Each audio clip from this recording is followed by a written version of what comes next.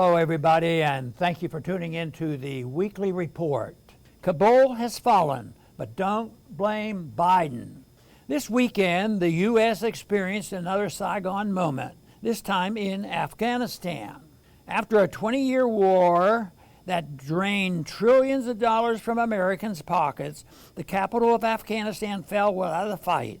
The corrupt Potemkin regime that the U.S. has been propping up for 2 decades and the Afghan military that we had spent billions of dollars training just melted away.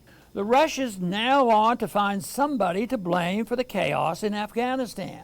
Many of the experts doing the finger pointing are the ones most to blame.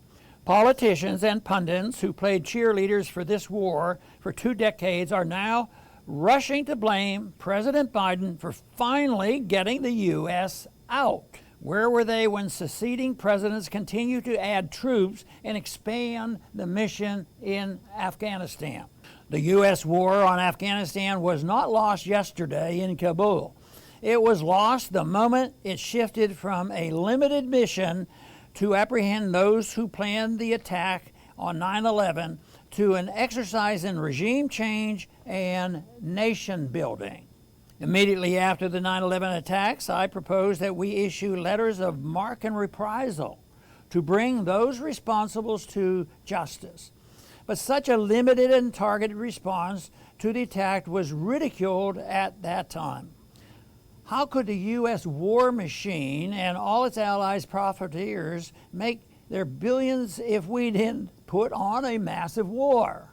So who is to blame for the scenes from the Afghanistan this weekend? There is plenty to go around. Congress has kicked the can down the road for 20 years, continuing to fund the Afghan war long after even they understood that there was no point to the U.S. occupation. There were some efforts by some members to end the war, but most on a bipartisan basis. They just went along to get along.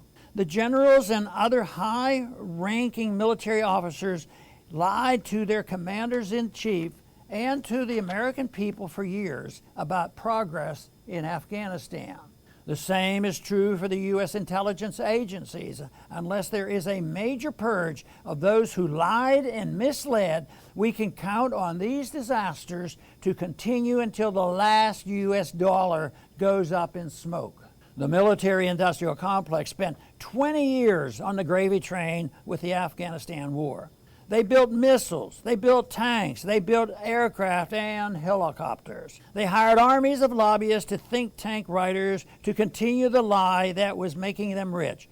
They wrapped their graft up in the American flag, but they are the opposite of patriots.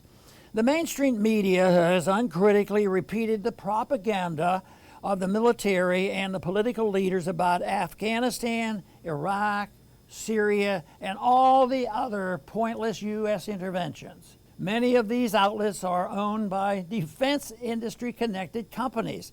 The corruption is deep. American citizens must also share some of the blame.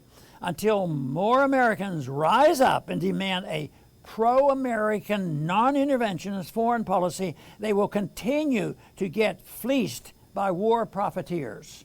Political control in Afghanistan has returned to the people who fought against those they viewed as occupiers and for what they viewed as their homeland. That is the real lesson we don't expect to be understood in Washington. War is too profitable and political leaders are too cowardly to go against the tide. But the lesson is clear for anyone wishing to see it. The U.S. global military empire is a grave threat to the United States and its future.